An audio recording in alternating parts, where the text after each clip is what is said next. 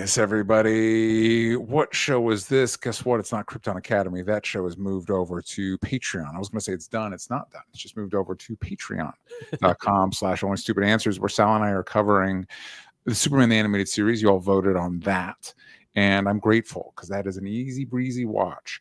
And I also put it up. So originally, and I think anybody that was following Krypton Academy, our last episode was Justice League, and if you saw that one, I made a pretty bold announcement. I was like, we're gonna go over and start doing we're going to do show Retroversity, which is what this show is, but we're going to watch Lost Media, the Lost Justice League and stuff like that. But then the numbers for Justice League and Man of Steel and all of that were so strong that I was like, well, I put up a vote. I was like, guys, do you want us to do more of this DCE, the now defunct DCEU?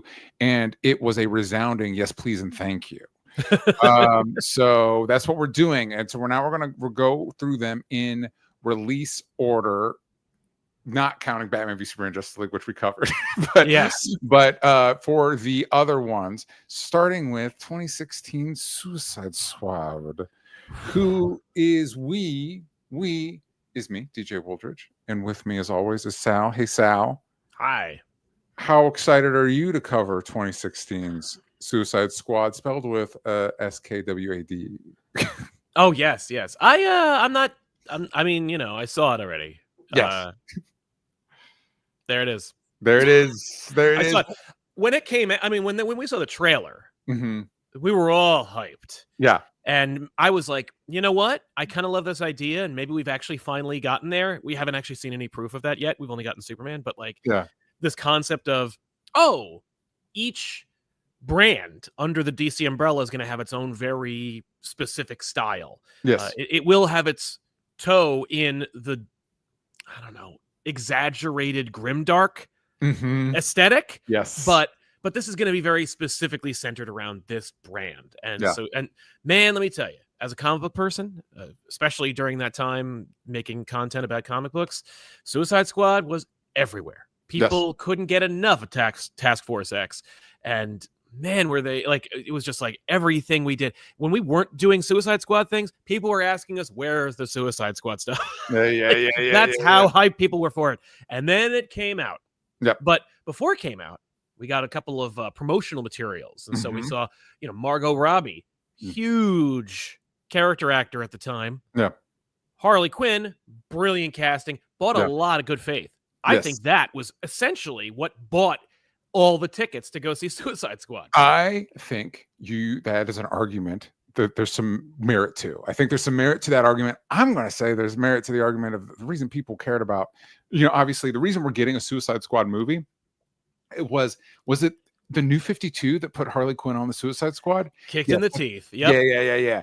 It's so funny. Now, man, you're taking me back because it's one of those, like, Harley Quinn obviously was a breakout from Batman the Animated Series. Hell yeah. But then the evolution of the Harley Quinn brand of, I believe it was Injustice, that was like, but what if she wore very little clothing? And then that was like, wow. I remember at the time the cosplay boom of Injustice Harley Quinn. And then like, well, what if, hey, we're doing New 52. We want people to pick up them books. Let's put this sexy Harley Quinn, because now that's the Harley Quinn brand. Sexy Harley Quinn is just Harley Quinn. And we put that in Suicide Squad, and that's why this movie exists. That's why. 100%. Yeah, they were like, okay, Suicide Squad, interesting choice. First of all, very provocative title. How are we going to sell this? Who's in the Suicide Squad? Well, Rick Flag. Don't know who that is. Couldn't care less. Okay, well, what about Katana? She's got his back. I would advise not getting killed by her. She's in it. Will she look ridiculously comic book accurate? Yes, please, and thank you. Oh, that sounds awesome, though I know nothing about her. Don't worry, the movie will do nothing to assuage that confusion. What about any other characters that might have never been on the Suicide Squad? Killer Croc? How about that? Yeah. Odd choice. Confusing origin.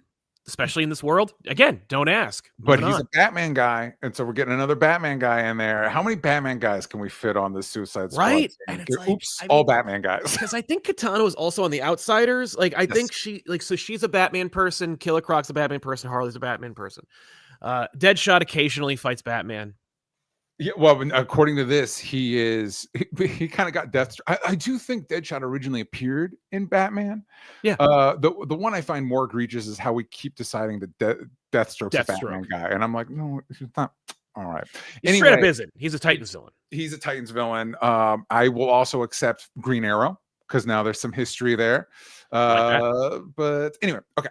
I also want to mention, once again, you want to keep up with Krypton Academy, that's over patreon.com/onlysuperswers. If you want us to read your comment live on the air, you do that with a super chat. Not only does that get your comment read live on the air, it also helps support the show, and we can't do the show without your support. So thank you for everybody that participates in that. We really appreciate it. This is going to be essentially the same format as Krypton Academy and Mutant Academy. We're going to dive right in. Of course, this movie was released in 2016. I believe this is like a couple of months after Batman v Superman. Oops. Is that, wait, because it's a year before Justice League. Yeah, Batman v Superman was also, and they retooled this entire movie. I did a deep dive. I'm going to seed it throughout the kind of the backstory for people that don't know. There's a lot of drama behind the scenes, specifically in post. Yeah, because Batman v Superman was released, and even though that did well, it was below expectation. Warner Brothers should get used to that. Everyone should get used to that, apparently. Yeah. But yes, 3 months between release. 3 months.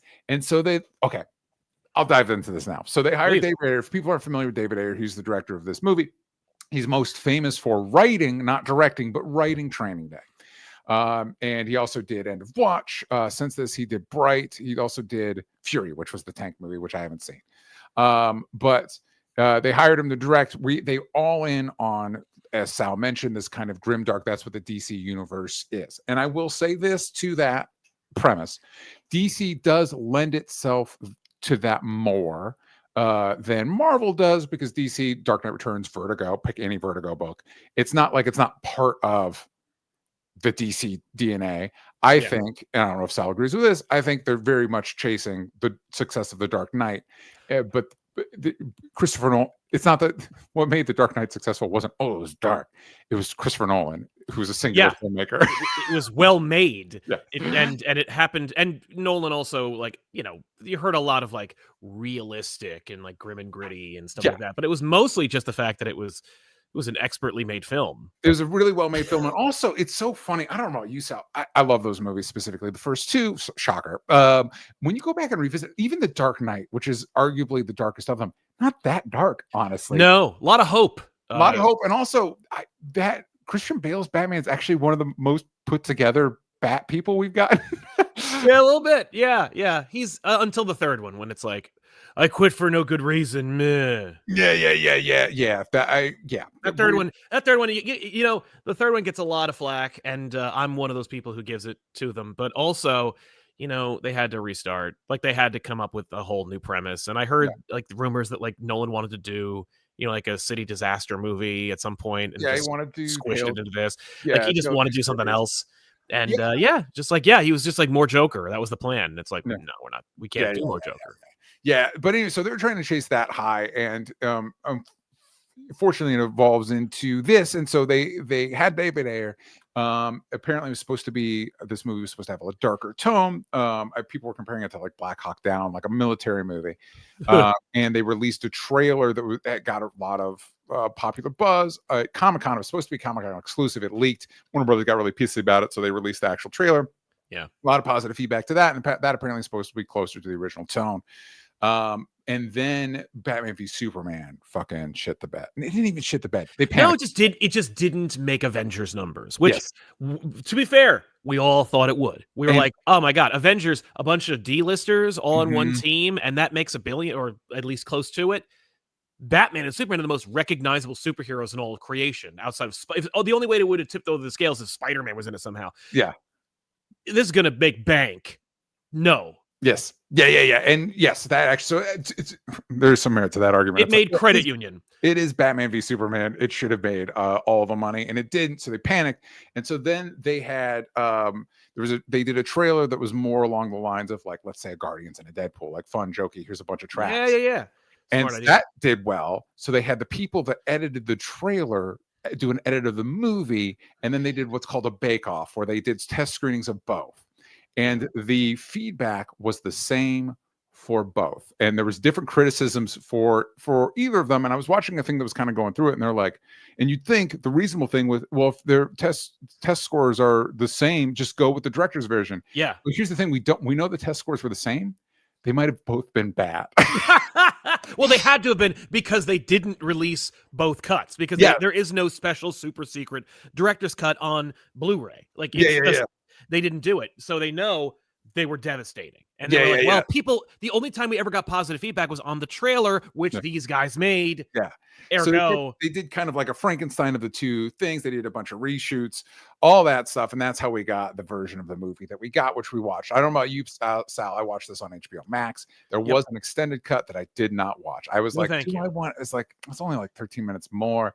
And I was like, that's 13 minutes I'll never get back. So I was a little curious about it, but I chose to just go with the one I saw, the one that I remember. Exactly. Same. So on Rotten Tomatoes, this movie has a 26% and an audience score 58%. So this movie got scorched. I think Sal and I were talking a little bit about before, and it sounds like you and I had a similar thing when I first. So now I'm luckily a lot of times I get to go to screenings a little less. I got the kids scheduling and stuff like that.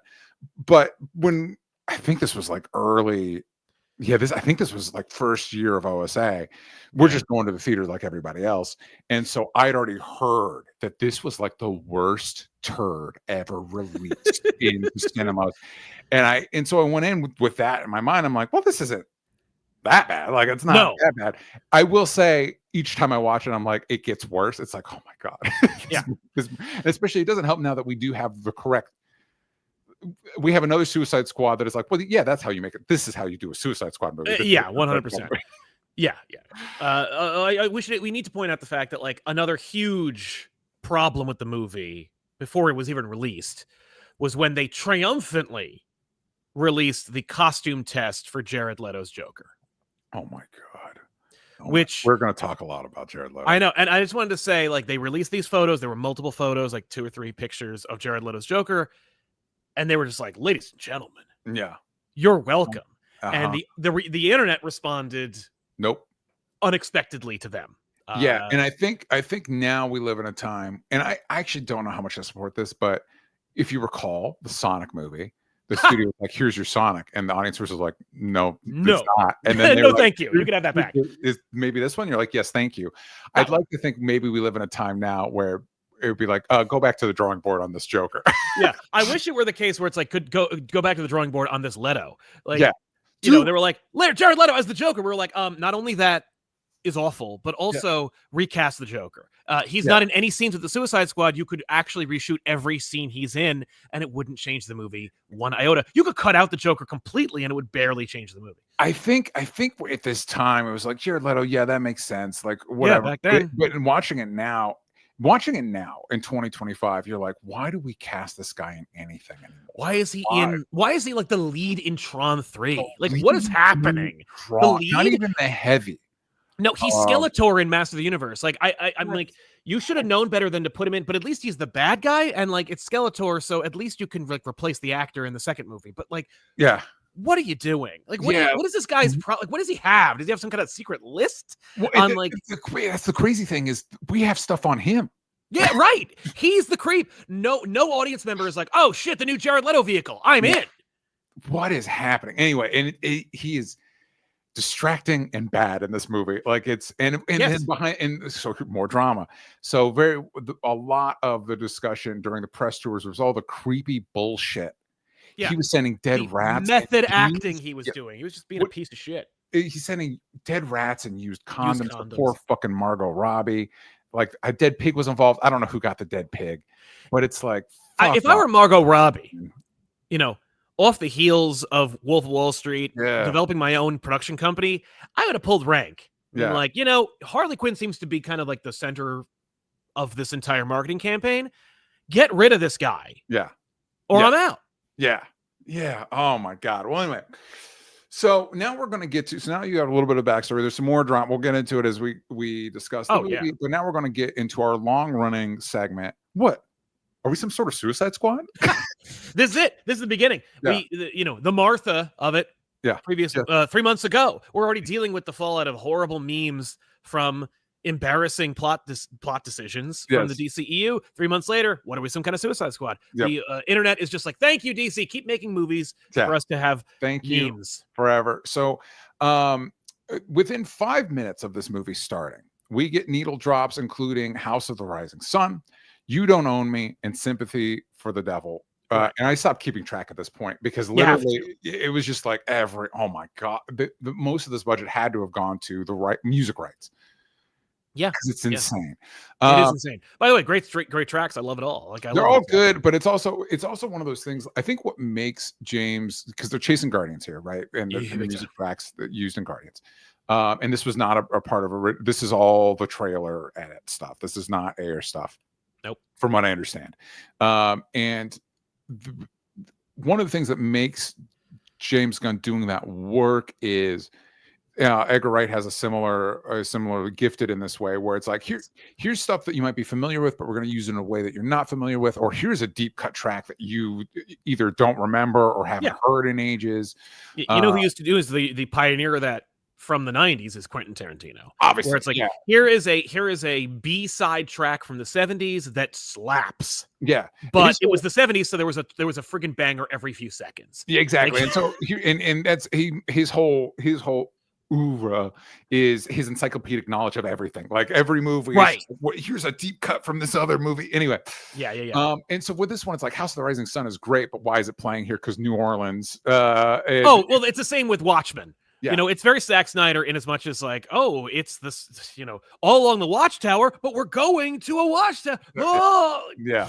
All very obvious and on the head. So now we're going to get at least two separate, there's so many character intro. And I don't mean that there's a lot of characters and we intro them. That is also true.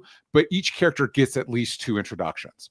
They do. And they get like little fun calligraphy names and also the trailer cut boys. Also, apparently some of that stuff was written by Jeff Johns, and there's specifically who did a pass on this whole thing that counters the headcanon of like Ayer's whole premise was the reason Joker has the grill is after Robin died, Batman smashed his teeth out. Yeah. But then in those little neon descriptors, it's like Harley Quinn was a suspect in helping Joker, even though we see her with Joker and he's got the grill. So that doesn't make any sense. But anyway, doesn't matter. So our first set of introductions include Ike Barinholtz. All this stuff feels like studio not add-on. Like he's a comedy guy. Let's do more scenes with him doing jokes at the Suicide Squad.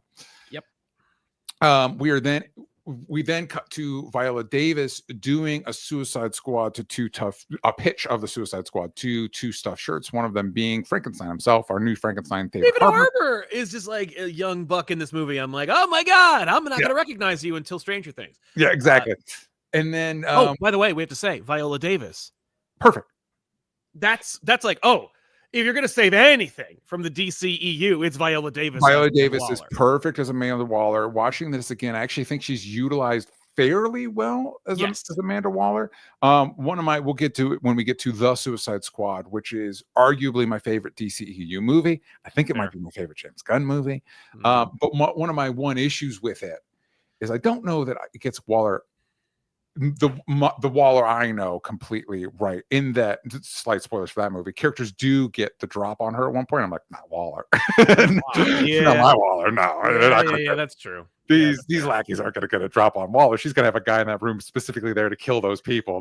Right, exactly. Anyway, there's one scene we'll get to. I'm like, that's Amanda Waller. Yep. Nails it. And I think it's important too. I do want to mention this. Viola Davis is perfect in the role, and I do think it's important to get Waller right, because I would make the argument. I think Waller is one of the most interesting characters in the DC universe. There's not really a character like her, like over. They want to make her the Nick Fury. That's not Waller though. Waller's like, and Waller's not a villain either. Waller occupies a very unique space within superhero comics. Yes. So I think getting that right is important. So she makes a pitch. This will be one of 2 pitches we get for the Suicide Squad. I just have in mind, so we get at Bell Rev, we get here's Floyd and here's Harley dealing with the guards. Cut to Waller. By the way, here's Floyd Lawton's backstory with his daughter and fighting Batman, and Harley Quinn with Joker. And you can already feel, so here's another retool that they did. Mm-hmm. There's an entire, apparently, from what I understand, in Ayer's version, there's an entire arc of Harley realizing, wait, my relationship with Joker's fucked up.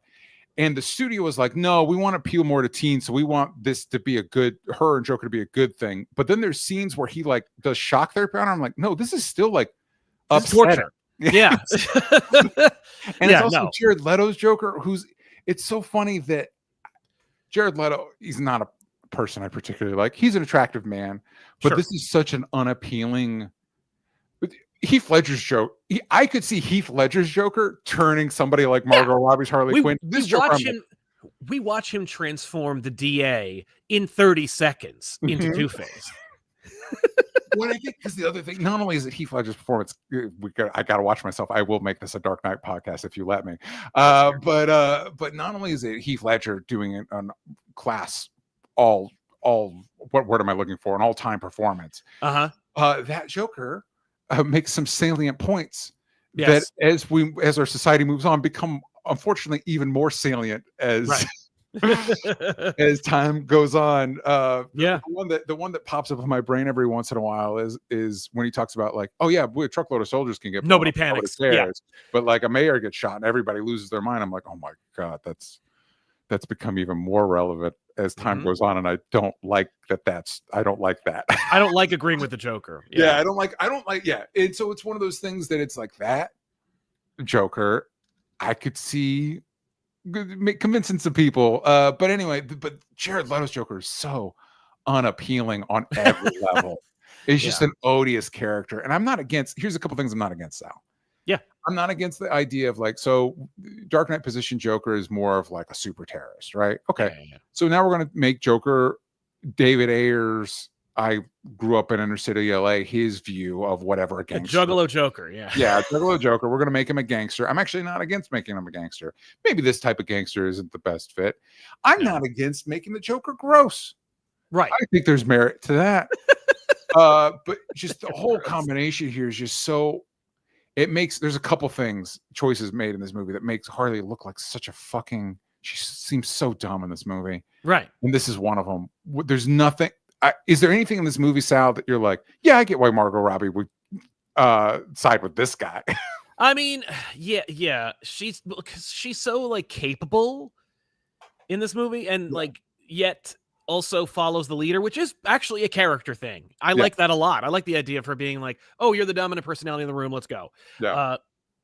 If I had my druthers, I'd be the leader of this entire outfit. Yeah. Or I'd just leave. I don't know. There's no one that I'm like, I mean, I guess Floyd. That's it. Yeah, but it's not really. Well, no, but what I'm wondering is like, is there any scene in this movie between Harley and Joker where you're like, I get it, Harley? No. Like, no, what are you doing? Not even a little bit. And then there's that like that egregious pandering sequence that everyone was like salivating over and clapping their hands, which was the Alex Ross recreating sequence where they like shoved Margot Robbie in a spandex suit and like did the dance scene, and they were like, they did it. And I'm like, those are two completely different characters. Like that's not who you wanted to see. So what you're saying is you like pictures. Yeah. But you don't like the story here. Yeah. It also doesn't make any sense. Like, why would either of those characters dress like that or do any of those things in that like dream sequence? You might have been able to get away. Harley gets a dream sequence later that you might have been able to get away with it then. But anyway, there's also the scene where Common entirely wasted in this movie. Apparently, this one, Joker just basically shoots him because he's jealous because Common's into Harley. He says, "Joker, your lady's hot." That's what what Common says, and he gets killed. Apparently, the original cut, Joker and I don't know how this would have worked. Joker convinces him to kill himself to show how manipulative he is. And that would have been fun to see if it were in a better movie. It's like that's one of those things that on paper, I get it. So here's the thing. Yeah. I get release Ayer Cut, all that stuff. I get that. But I have also seen David Ayer's other movies. Yeah, Bright, for example, not great. Yeah, so I don't know how much better the other version would have been. But anyway, we get another scene. So Waller's giving her, we're still in the pitches, everybody. So they are getting a car chase with the Batmobile. I actually don't hate this because we're not actually going to get a lot of Batman doing Batman stuff in these movies. Ben Affleck's Batman doing Batman stuff. So in the car chase, and literally the way the scene plays out is Viola Davis's voiceover is Harley is even crazier and more fearless than the Joker. And literally the next line out of Harley's mouth is, as Batman runs them off into the river, she's like, I can't swim. And it's like, that completely undercuts what we were literally just told about you. I mean, maybe, and like, I can see a sequence where like, that's the joke. Yeah. Sure. That's fun. But like, like she's projected this myth about herself, but actually when the chips are down, she's an idiot. Yeah, but that doesn't say that Harley's an idiot. That says Waller's an idiot. In fact, that's something, as great as Viola Davis's performance is, this movie undercuts Waller being on top of shit. Like, because her master plan falls apart of its own accord immediately. Right. Anyway, we do have a couple of super chats from Tea Time 480. Leto was asked about the weird stuff he did, and he said it wasn't true, and it was just crazy rumors that got started. But the thing is, and I was going to say this, he's the one that started them. There's an interview of him saying he did all that garbage. I literally saw a thing where he was like, oh, the used condoms, oh, the dead rats, like this fucking weirdo. Yeah. Anyway. Gross. And of course there's a scene where Batman has to give Harley mouth to mouth because Batman needs to put his lips on everybody. Every creator in Hollywood likes Batman gets all the ladies. Anyway, then we get pitches for Captain Boomerang, who's caught by Flash, El Diablo, Killer Croc, and finally Enchantress, who Waller has her heart in a box. Each one of these characters has their own needle drop. I stopped keeping track at this point, but there's a different song for each one of these people. Yes. Then we cut to the Pentagon, where David Harbour sets up Amanda Waller for it's the second Suicide Squad pitch, our third introduction to these characters and the premise of this movie. Yep. She does this by having Enchantress disappear and grab weapons plans from Tehran. If Enchantress can do this on her own, why do we need a girl with a bat?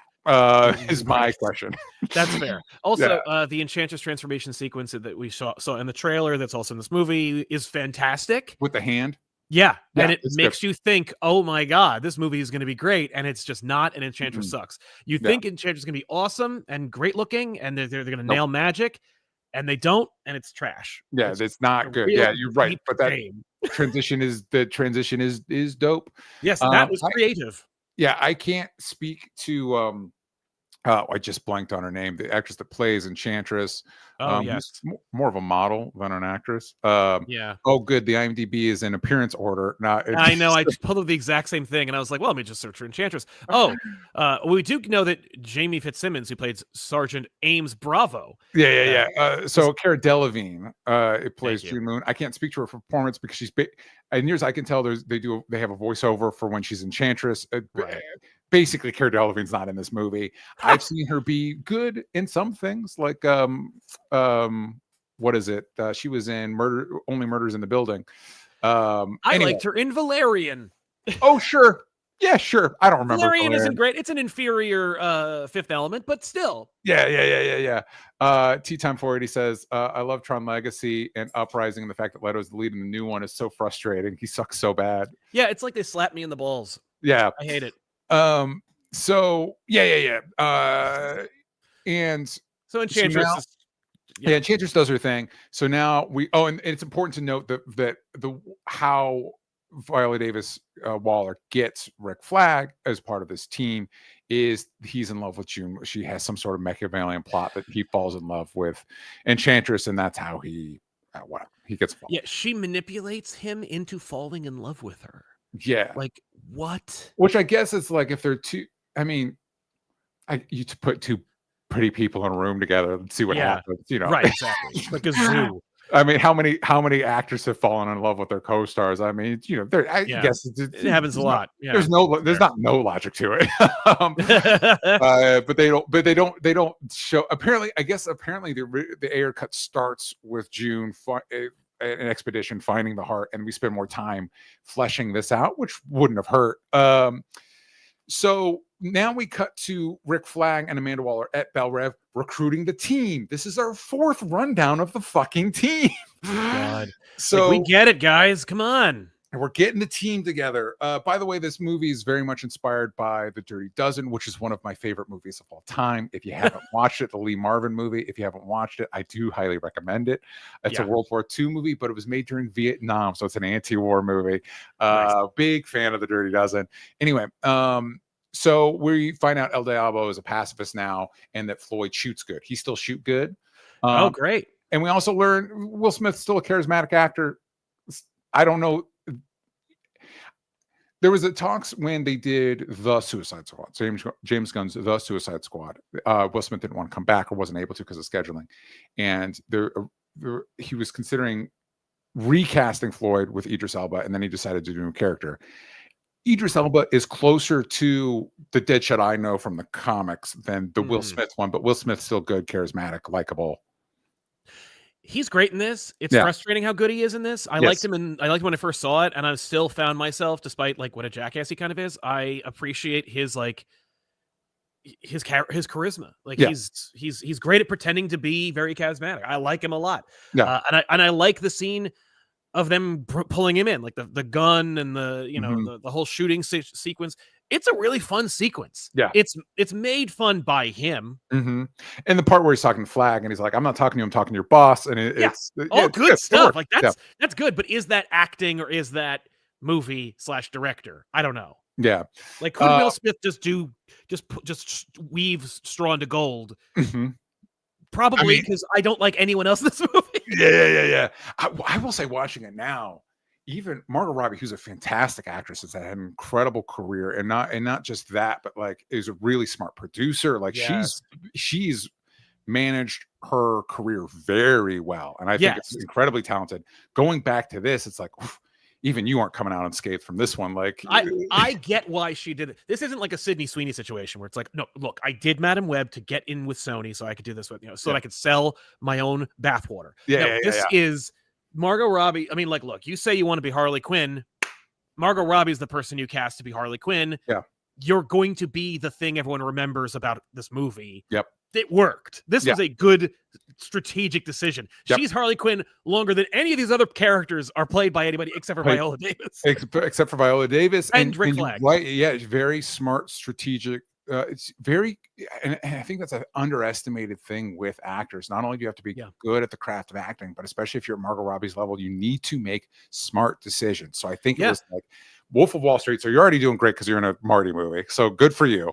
Yes. And obviously I'm missing stuff. Then this, and then Tanya, which I don't know that it did great, but it was like, hey, by the way, I can act and I can make movies. Yeah, exactly. Yeah, exactly. I like Tanya a lot. That's a good Tanya's really good. And I think that director's doing Supergirl. Yeah. So good. But yeah, anyway, I agree with you 100%, Sal. Just really savvy decisions made on her part. It didn't help, but it only helped her. The whole movie is a failure, but everyone likes Harley Quinn. Yep. Absolutely. Even if she doesn't look anything like Harley Quinn, and it's a look that does not pass the test of time. Yeah. But it is cemented in time, and like Spirit Halloween still sells that costume. Yeah, I know. I would have. In later movies, I would have been like, what's crazy is both Harley and Joker were dropped into acid. And so maybe that makes it hard for tattoos to remain in their skin because of their acid skin. Wouldn't that be crazy? They don't have tattoos now. Isn't that crazy? That would be great. That'd be crazy good. That would be very, very helpful. Yeah. Anyway, Waller compares. So Waller, to justify her team, she compares it to a story about the U.S. government turning to the mafia to help protect the ports in World War II. I believe the story is apocryphal, but this is a movie with a clown man and a witch, so who cares? Yes. In the DC universe, it is true. Right, exactly. So now is where the other than the billion intros to the concept of this movie, now is where the wheels really start to come off, because Enchantress just escapes. She just immediately leaves. She always could, and like you wonder why she doesn't at any other time, but then she does leave, and you're like, right, why didn't she do that in the first place? Exactly. So she just leaves. They do add one little wrinkle where she goes to get her heart, and it's in it. By the way, Waller's living conditions are fucking crazy. Like she looks like she's in a drug den. She's got everything's a mess. She's got her pistol on the case. It's like, Waller, you need to get some intervention here. Anyway, Yes. So Enchantress goes to the case where her heart is, and a little light dings, which is supposed to be like, hey, we'll destroy your heart or whatever, you go to it. So, but then Waller just has another in her like closet, has another little ancient trinket that I guess is the equivalent of Enchantress's heart, but is able to resurrect her brother, who I just have listed as the brother. I believe the character's name is Incubus. Who gives a shit? Right. Important of note with Incubus, you guys might look at the design of Incubus and be like, this feels weirdly familiar. Because originally the villain of this movie was supposed to be Steppenwolf. And then Ayer had a whole script. It was supposed to bridge Batman v Superman and Justice League. And then Zack Snyder was like, actually, I want Steppenwolf for Justice League. And so David Ayer had 6 weeks to rewrite the script, which everybody says that's like not a lot of time. Right, but 6 weeks. 6 weeks. I could, yeah. If that was the only thing I had to worry about, I could give you a rewrite in 6 weeks. Anyway, whatever, man. So, and that's where this whole brother character comes from. I'm a little surprised. I feel like there's a much more obvious movie in here, which is Joker goes into breakout Harley Quinn, right? Finds Enchantress, sees an opportunity, like, oh well, I can trade up. And basically takes the Enchantress's heart, and that makes Joker a like city level threat. That now the Suicides, and now Joker's technically your main antagonist, but he's beefed up because of Enchantress's powers. Right. It deals with Harley's connection. It's like that didn't cross anybody's mind. Yeah, it's weird because like you want Joker in your movie, right? Like you want him to be a power player in here. He could easily be the antagonist, though it would be weird to not have Batman in your movie. Yeah. He is in it, but like only for a few seconds. And it's like, it was kind of welcome. I was like, oh, look, him being Batman. Okay, cool. And he's not branding anybody. Well, more of him acting like Batman than he did in Batman v Superman. in his introduction. But yeah, oh, man. I'm sorry. I was just thinking back at like that horrible Robin suit where like, but like, the funny thing is every implication of Joker from Batman v Superman and Suicide Squad and that awful Dawn of Justice refit is so consistent. Like this is a Joker who's so unsubtle and so crappy. Like I remember the Robin suit. He wrote like it's one thing to kill Robin and write ha ha ha all over the suit, but he wrote ha ha jokes. He wrote a full sentence on the suit. Jokes on you, Batman. Ha ha ha. I'm like so lame. Yeah, and it's so obvious, and it's just like it's so weird, and I'm so glad the worst Joker in human history is Jared Leto. Like I guess I have to say that. Yeah. Yes, agreed. Also, something that you don't notice with that suit, the Robin suit, because of the way it's like it's gray. It's got little shorts. His legs are still exposed, and it's also but it's built with the same material as the Batman. Whatever. I'm glad we're done with this. No one was ever going to wear that suit. Like, that suit was made to be on a mannequin forever. That was never was Zack Snyder going to do that. Okay, so we get the brother. He starts absorbing. He Katamari Damacy's his way through a Midway City subway. Then Ike Barinholtz we find out his guard is a degenerate gambler, and he is abducted by the Joker. And Joker uses this information to pass. He has Ike Barinholtz pass a phone to Harley, and then he breaks into it's Suicide Squad. Everybody's got bombs in their necks, and the Joker breaks into the bomb factory. How does he know which bomb is going to go into Harley's neck? I guess it's not important to think about that. Maybe he has agents in the office. I don't know. Sure. I guess Ike Barinholtz is the one. I don't know what's his character's name. Hold on. Slipknot. Griggs. Griggs. I'm sorry. Griggs is easier to say than Ike Barinholtz. So Griggs, I guess, was in charge of the bomb neck situation. So whatever. Anyway, so Enchantress yoinks out. She just I guess Waller sends Flag and Enchantress to deal with it, and she just leaves. And then her brother does something that makes the fact that Waller has her heart not matter. But it does matter because she still needs it. She does, and she can use it on her. I mean, whatever. So anyway, so now she's making what she calls a machine. It's a giant sky beam. Yep. Awesome. Yeah, we can't escape the giant sky beams. This is almost 10 years later, and we just got a giant sky beam in Fantastic Four. We can't escape the giant sky beams in our superhero movies. Yeah, so now we're introduced to the full team is finally assembled, and we're introduced to the most important member, who Sal just hinted at, Slipknot. For those that don't know, he can climb anything. So, yeah, really, really important, vital part of the team. So suspiciously not in any of the trailers, and so you can imagine what happens. So would have been fun if he was played by like a huge Brad Pitt or somebody. Like, dude, the Vanisher him. My pitch for a long time before we got the Mortal Kombat movies we're getting now, I'm like, you cast Ryan Reynolds as Johnny Cage. You have all the marketing be around Ryan Reynolds as the lead of the movie as Johnny Cage, and then the first motherfucker fatality is Ryan Reynolds as Johnny Cage. Yeah, you scream it. You Drew Barrymore it. You open, you make your movie. It's like there's a whole bunch of nobodies and Drew Barrymore. Yeah. And then she is the first on-screen kill in the movie, and everyone goes, "Oh my god!" Yeah, that was brilliant, and it's a good idea to try. Yeah, you have Dwayne The Rock. He would never do this, but you have Dwayne The Rock Johnson as Slipknot, who can climb anything. And you need this, by the way. I do think narratively you need to set up the bomb neck thing. It'll surprise no one. A much better version of this is in James Gunn's The Suicide Squad.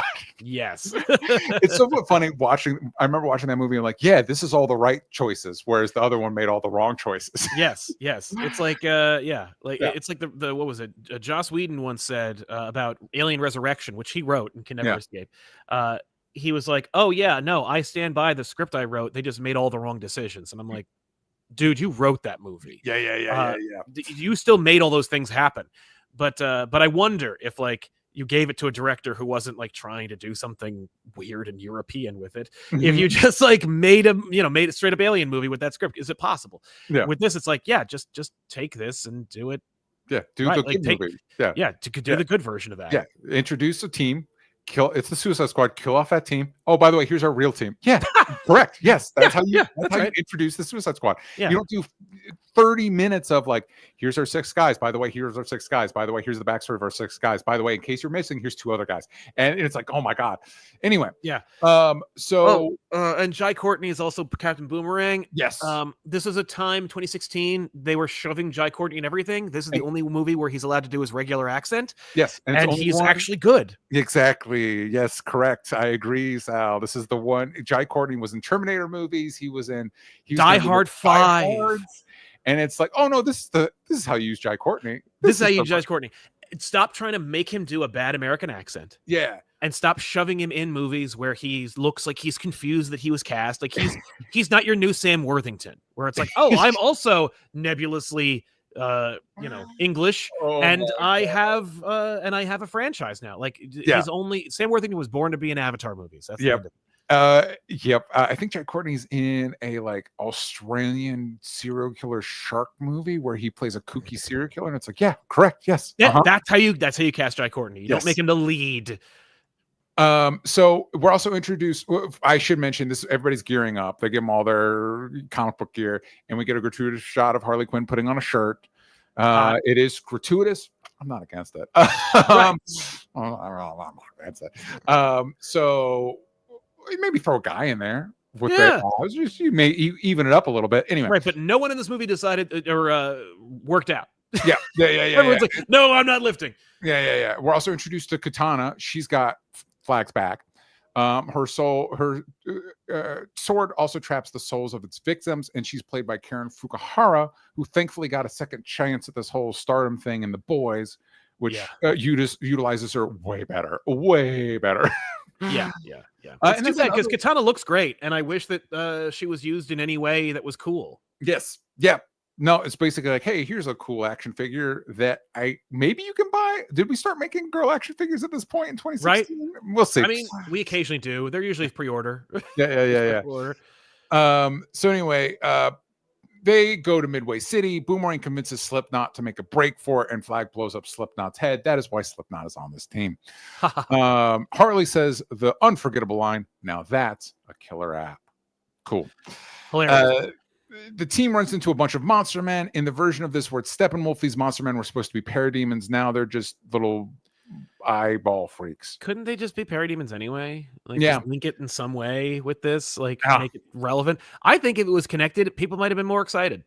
I agree. I also think Steppenwolf makes more sense as a Suicide Squad villain than as a Justice League villain. But whatever, man. Yeah. Anyway, and also helps with like if Steppenwolf comes down and steals Enchantress Sword, it's like, well, yeah, how do you plan for that, Waller? Like, I don't know. This one makes Waller look like the biggest idiot on the planet. Like, yeah, of course you couldn't contain this. Yeah. Anyway, fight a bunch of monster men. They go to the John F. Ostrander Federal Building. I should mention they're supposed to save one specific person. At this point in the movie, we don't know who. No. I know when I was watching, I was like, could it be like Lex Luthor or somebody? No. Yeah, I was really excited about who it might be, and then I was really disappointed by who it would turn out to be. Now we get a whole second fight with a bunch of monster men in the office building. And both of these fights, we have a sequence. Both fights, there's a sequence where they try to take Flag. This will get justified later because Enchantress is scared of Flag. I guess maybe because he can bring June Moon back. Yeah. Whatever. Yeah. Deadshot motivates El Diablo to finally fight by using his fire abilities. This is one of those like, that's a pretty good scene. He looks cool. Yeah. I actually like the actor who plays El Diablo. He's great. Yeah, he's good. In the scene, there's a moment, so he flips out and he scorches all the eyeball guys. And Deadshot's like, listen, man, I was just trying to get you there. I was just trying to. Will Smith's good in this movie. Will Smith's good in this movie. Whatever.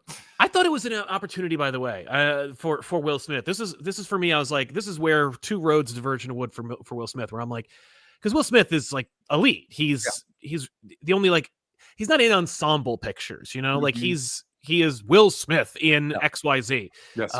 Unless it's like a Men in Black movie, and even then, it's like I share a little bit of the screen with Tommy Lee Jones. Yes. End of story. Yeah. That's okay. But like, he's an Oscar winner. But like, this is an opportunity for Will Smith to like, not learn humility, but more just like, Will Smith's like, he's in a new era of his career where it's like, I'm not above being in ensemble pictures. Yeah.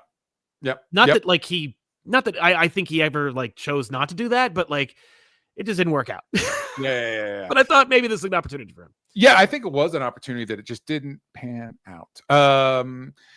So another fight, Deadshot, El Diablo. Harley has a flashback to when Joker dropped her an acid. I have in my notes here, she comes across as the biggest dope in the world because this Joker is so unappealing.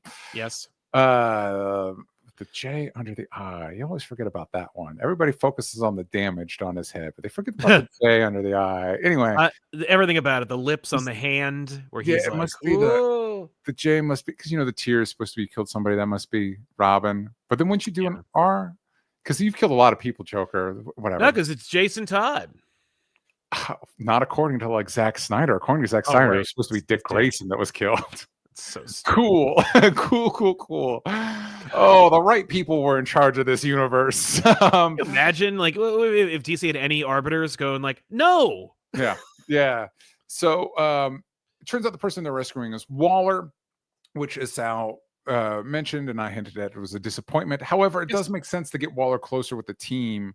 Yes. You tease it. You want to be somebody cool. Waller.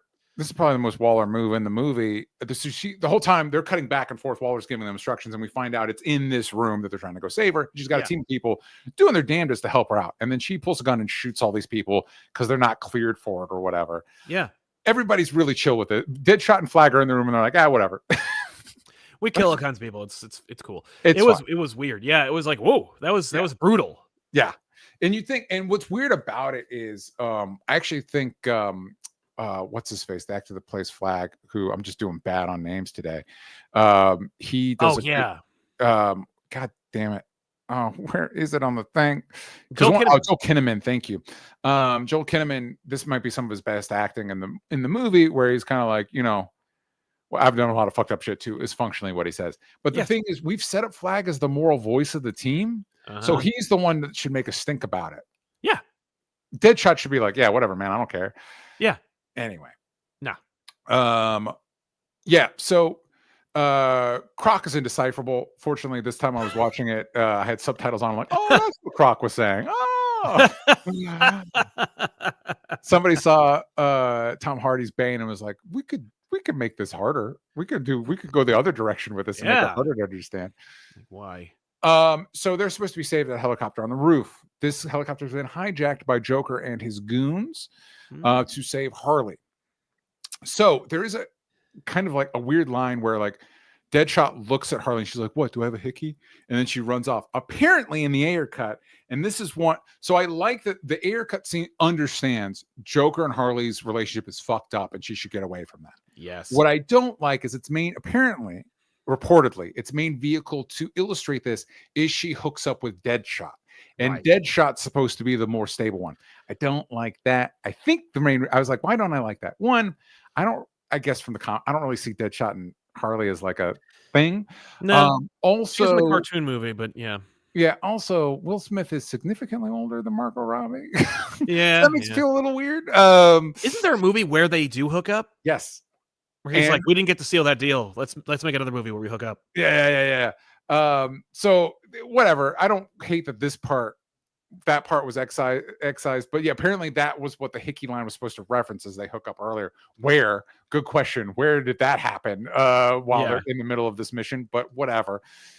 So then she runs off with Joker. Apparently in the Ayer Cut, which this align with the way Harley behaves in the rest of the movie, this makes more sense as opposed to what we got. Apparently what we're supposed to get is Joker he goes through all this trouble to save her just to reveal that he's jealous of her new friends, and he throws her out of the helicopter. So lame. I don't understand what the hell this was. Like, this was a scene where I'm like, I think I know where this is going, and I'm not that I'm here for it, but I understand it. And then he just switches because he's crazy. Ha. I'm like, this is lame. This is just weird. And you could feel like when like disparate plot points just start slamming into each other, you're like, okay, yeah, this is chopped all to hell. Like this. Yeah. So the version we got, I think, is even worse, where she just falls out. They get like so Waller tells Deadshot to shoot Harley.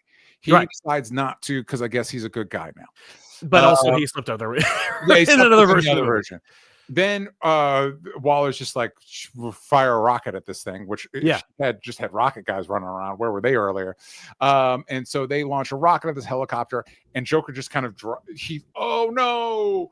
I guess because we are supposed to be a doomed romance as opposed to being fucked up. Instead of me throwing you, I just lose the hold of you and you fall. Yep. And this becomes kind of glaring later because when the team has to go keep doing the mission. Oh yeah, that's right. Waller gets kidnapped, but she gets in another helicopter. That helicopter gets down by Incubus, and then she gets abducted by Enchantress, who gets her heart back, yada yada yada. Yep. Then the team has to go, like, the mission's not done, we got to save Waller, that's the mission, if Waller dies we all die, yada yada yada. Sure, yeah. And then they find Harley all sad. She has a collar that says "Puddin" on it. She pulls that off, and that makes more sense. Margot Robbie is giving a performance that reads, the guy that's supposed to be the love of my life just threw me out of a helicopter. Yes. Now, in the context of the movie we have, it's supposed to read, I think Joker's dead, I guess. Yes. It doesn't work. It doesn't work with the reshoot. It's just recuts. It's just they didn't even like shoot anything. They just cut around it and changed the intent. Not great. Can I point out there's also, is this where we were? We where like they all take their drink. Is this the Suicide Squad sequence? Yeah. So right after this, they all team back up, and then in the helicopter where Waller was, Floyd finds Waller's briefing, and this reveals that Flag was sleeping with Enchantress, and for some reason, that's a surprise. Yeah, this is a problem. Like, this is a whole thing, and so they're basically like, we're gonna go get a drink, and they all leave Flag. And they think like the world's ending. Like this is a really weird scene. Because like the city's been emptied, which is also kind of fun. I like the idea of like them, having these crazies having like a run of the whole like town. Yes. And they're like, and maybe it's our last day on Earth, but they are also like, they're like, I'm gonna die. Like they think that the world's gonna end, and I'm like, I don't feel very threatened. Yeah.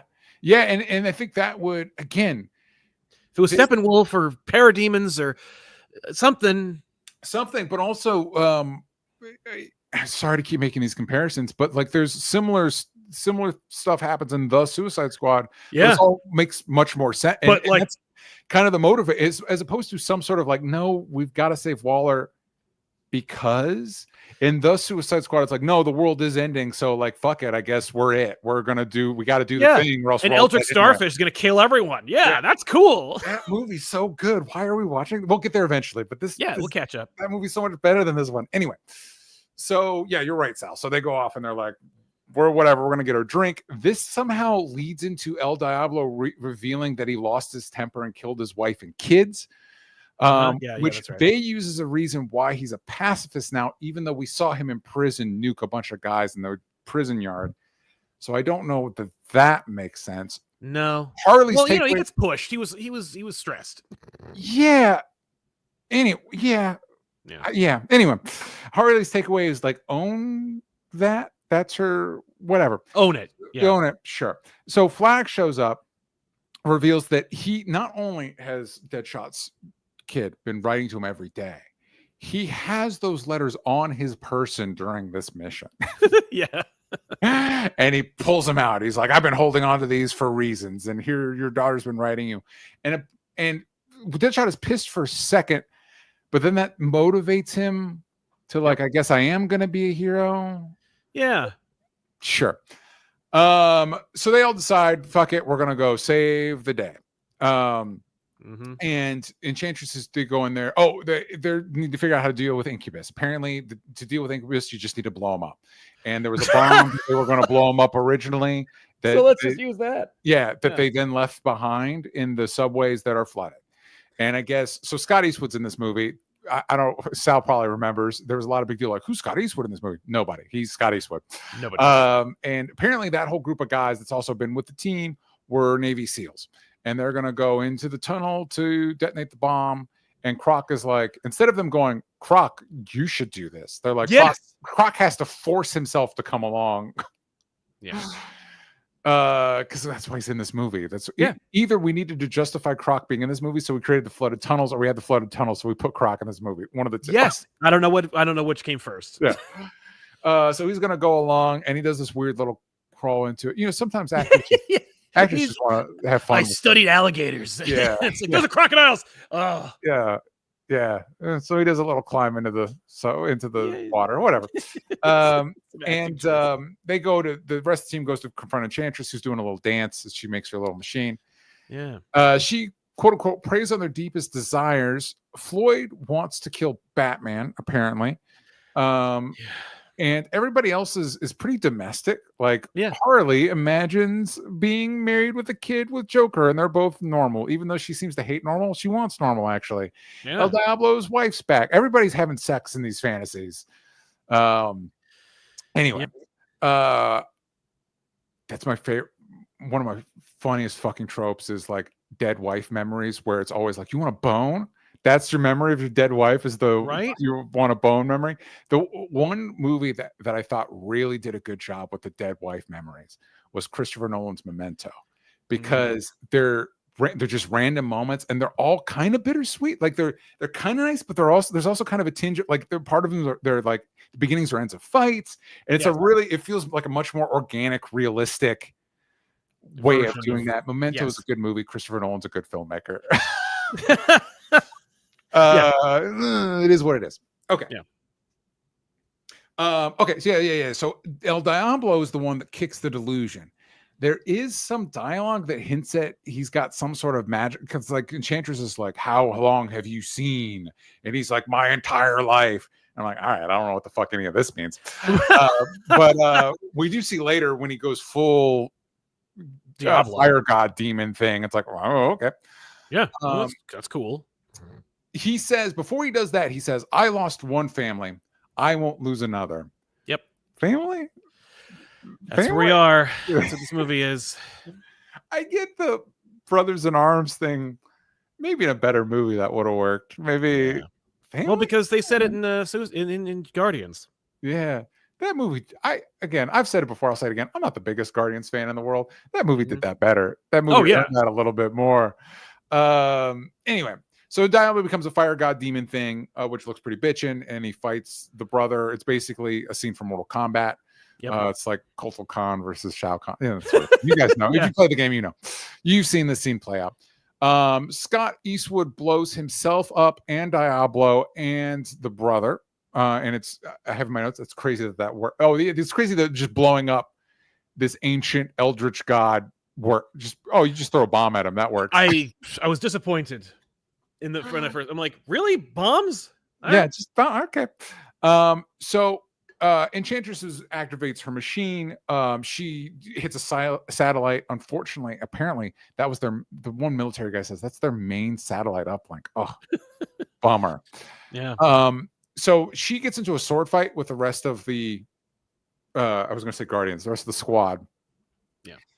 Meanwhile, her machine is wreaking havoc. I think Deadshot says the line, she's wrecking the whole damn world, which mostly amounts to like government infrastructure, like aircraft carriers, those satellite dishes on the ground. It's like, I don't know if that counts as the whole world. I mean, yeah. Whatever. Oh, but there are blackouts across the classic. That's true. Blackouts from space. That's bad. We don't like that. Yeah. You can't track the weather. That's not good. Exactly. So here we get another divergence from the Ayer version. So apparently in the Ayer version, Enchantress uses her little mind control tendrils to get into Katana's head, and they all fight Katana, which makes sense because they're all getting into a sword fight with Enchantress. Yeah. And so when I found out the scene was supposed to be Katana, I was like, oh, that makes more sense. Yes, it does. It's weird they didn't do that. I don't know that it counts as giving Katana more to do, but it's not nothing. The other thing that should be noted in the original Ayer Cut, so we've all seen the footage of Joker with half his face kind of charred a little bit. Yes. So in the original version, I guess Joker throws Harley out of the helicopter. The helicopter still gets blown up. Yeah. Enchantress finds him and is basically like, you work with me, well, I'll make you king of Gotham, right? So in this whole scene, Joker has Waller's explodey head thingy. And he's working with Enchantress, and then I guess they all team up and stop them both. Whatever. But Joker's a part of this whole end game. Okay. Yeah. So finally, I mean, it makes sense. You put him in there, like, because he's Joker. You're gonna make some money. Yeah. I just go back to like, why make him the guy from the jump? Like, make him. It just feels like a really circuitous way of including him, even in the Ayer version. Oh, I agree. Especially because like Joker is such a fun wild card. He could do anything and be anywhere and do for any reason. And it's like, no, let's make it a really weird, complicated plot. Yeah. And I want to say in the Dirty Dozen, when they originally cast him, I was like, Joker in your Suicide Squad movie? Like, he's not in the movie, like, he's not really he's never been part of the team. You're going to distract from other people. And then I thought about it, and they're in the Dirty Dozen. There's a character, I believe the character's name is Roach. He's played by Telly Savalas, and he is the Dirty Dozen. The characters range from pretty good but doesn't deal well with authority to Roach, or Telly Savalas' character, who's a goddamn fucking maniac, like a legit fucking psychopath. And it's just a problem the entire time. And it's like, well, I could see Joker being that. Yeah. But using him as your heavy makes more sense. Whatever. Anyway, it's not the version we got. So they sword fight Enchantress. She makes one last deal, like, I can give you whatever you want. Harley's like, the most obvious ploy imaginable. She's like, actually, this sounds like a pretty good idea. Let me kneel right in front of you where Katana's sword is, and then I cut. She does one slash, and the heart comes flying out, flopping all over the place. And then they take, how does it, so okay, so they cut the heart out. They have another bomb that they're going to throw in the machine. Yes. Harley throws Deadshot her gun. It's important to note, very thematically important to note, that Harley's gun, the chambers read love and hate. Okay. Harley tosses Deadshot her gun. Flag hands Croc the bomb, because even though we haven't established this, I guess Croc is our strong guy. And he chucks the bomb into the machine. And Deadshot goes to shoot it, but right before he shoots it, he has a vision of his daughter saying, "Don't do it. Don't shoot guns anymore, Dad. Remember Batman? Don't do it." Yeah. And he's like, "Fuck you, little girl." And he pulls the trigger, and the chamber goes from hate To love, Sal. I don't know if you noticed that. It was a really subtle touch. And then the bullet hits the bomb right as it goes in the machine. The machine. I say the machine. She calls it machine. It's like goop. It's like a big trash goop cylinder. And it blows up, and the day is saved. And Flag crushes her. He's like, if you don't give me June back, I'll crush your heart. And she's like, you don't have the stones. And he crushes her heart, but June survives anyway. Doesn't matter. We're never going to see this character again. Yeah, it's true. Yeah, this the last we see, they don't mention it in the Suicides. Rick Flag's back. We don't mention June Moon at all. And he makes a big speech about it's the only woman I ever loved. Anyway, they're all about to bounce when Waller shows back up with the bomb detonator. And basically, like, you're all going back to prison. And Deadshot's like, but I at least get to see my daughter, right? And they're like, sure, guy. No. And Harley's like, I'm going to get an espresso machine, right? And they're like, whatever, lady. And she gets it. But anyway, so we see Deadshot visits his daughter doing math homework or whatever. They're talking about how to do a shot, shoot a bullet and measure the circumference of the earth while you do it, that sort of thing. But, you know, Flag's grown, right? Because the guys come into, time's up. So they come in with their big chains and shit to tie up Deadshot. And Flag's like, hold off. Don't do it in front of the daughter. hold on a second. And then we see Harley gets her espresso machine and Joker breaks in to save her. Happy ending, I guess. Apparently, the original version is Joker breaks in to kill her, and it ends with his gun pointed at Harley, cut to credits, which I don't know if that's any better. That's not better. Except other than that it understands, like, Joker and Harley, that is not an aspirational relationship. Right, exactly. Yeah. So then we get a post. I couldn't remember, so I was like, doesn't this have a post-credit scene? It does, with the scene with Waller and Bruce Wayne. Who's getting, this is very important. I know we've had Lex Luthor's files, but he also gets files from Waller about metahumans, including Flash, and Aquaman. Yeah. And then Waller does a line that's basically like, I know you're Batman. She's like, by the way, I know you're Batman. Yeah. Yep. I want you to know that I know that you know that you're Batman. And Wayne turns around and like, your group, your friends, you should shut it down, or my friends will do it for you, implying the Justice League, implying if a big Justice League Suicide Squad, Justice League versus the Suicide Squad, which, Sal, if you'll remember, not long after this, they had a comic laying the groundwork for that eventual movie that we will never get. No. That's right. We are never going to get that. We never were going to get that. Yeah. I like the idea of Waller and Wayne meeting, especially in this universe. Yes. That's it. It wasn't. That's it. You just look at these good actors doing stuff together for a minute. Oh, yeah, and it's a good moment of like, and I like, again, anytime we get Waller with a moment of like, I know you're Batman. Right. I'm on top of all of it, man. I know all the things. I got my fingers on all the pies. Yeah. Well, gang, that's Suicide Squad. Not the Suicide Squad. That's just plain old Suicide Squad 2016. Sal, do you have any final thoughts on? I'm glad I never have to see it again. For the record, it made $750 million. Yeah, it did well. It did, despite it, it did better than the Batman. Yeah, it did. Well, this was a time. So Roxanne just did an episode on my other channel, Stupid Answers, where we talked about this, about Superman and Fantastic Four's box office numbers. And I was reading from a Forbes article that was like, we don't live in 2019 where Aquaman and Captain Marvel are each going to make $1 billion. Yeah. This was a time where you literally could just throw any superhero property out there and you're going to make some money. Yeah, which is actually funny because, of course, like Batman in '89 spawned so many movies, not including Spawn, but like spawned so many different superhero movies that were all just like The Shadow and The Phantom and Tank Girl, and just trying to Batman it and never reaching the heights. Yes. Like even Darkman, just being like, hey, here's Batman. Yeah. No, never reaching that number. And that number wasn't even close to $1 billion. And yet in like 2015, 2016, just put out a superhero movie. You roll the dice. It might make $1 billion. Yeah. There's no rhyme or reason as to why. Yeah, Captain Marvel made $1 billion. $1 billion. Nothing against that movie. No, it's not great though. Like it wasn't. No, it's definitely not. It's definitely it is fine. We'll get to it. I actually like I kind of dug the Aquaman. Marvels. Also. I kind of like Aquaman. I'll go to bat Aquaman. Still $1 billion for Aquaman. There's a great line from Red Letter Media about Aquaman that I'll never forget and always laugh at, which is just like, because there's a big Lord of the Rings fight scene at the end, which I couldn't care less about. Yeah. And one of them, I think it was Mike, was just like, they must have spent so much time, money, and effort on a sequence that I closed my eyes during. Yep. Like I really couldn't care less about like John Rhys Davies Crabman and being like, let's give him hell. I do like that. I like that it went for it. I like it did go for it. I appreciate it when we're really like, no, we're not gonna try and make Aquaman cool.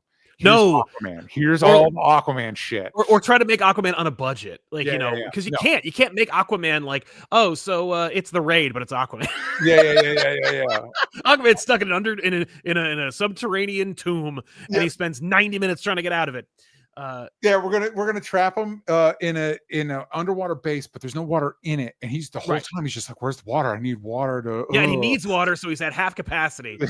So there's no wire work. I'd watch that movie. I would watch that movie. Like that's the movie you make. That's the sequel you make, because then you could like save some money for the third movie. The Aquaman sequel is. We're getting ahead of ourselves. That was rough. So Retroversity basically is going to be.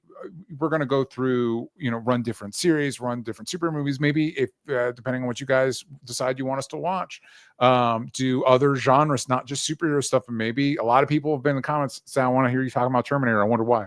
They want Sal's Terminator thoughts. But you guys voted on the DCEU. So the first run of Retroversity, we're going to go through DCEU. We just did Suicide Squad. Next will be Wonder Woman. Yep. Which I remember liking. So I'm hoping this holds up. Pull the nose up a little bit after Suicide Squad. But Sal, where can the kids find what you're working on? You can find our big show back issues on youtube.com/comicpop, or podcasts like these on youtube.com/comicpop returns. Don't ask me why we have to have two different channels to make the same stuff. Don't have to ask Mr. YouTube. Go call Mr. YouTube and see what he has to say. You can find me here at DJ Talks Trash if you want to see Krypton Academy, Spider-Verse, and Mutant Academy, all the same. Sal and I talking about the same types of stuff in the different superhero universes. You can do that over at patreon.com/onlystupid-answers. I have a podcast network called Only Stupid Answers. You can find that at youtube.com/onlystupid-answers. Sal does episodes over there too. You can see Sal and I's Fantastic Four review. Roxanne and I just talked about the box office, and we're going to be talking about all the new Spider-Man news that dropped. So stay tuned for that.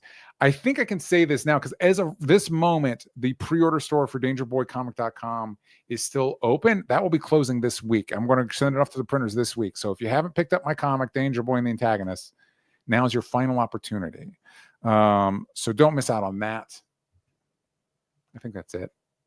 I want to thank everybody that joined us. I want to thank everybody that hopped into the super chat. Join us next month for Wonder Woman, and we'll see you then. Bye, everybody.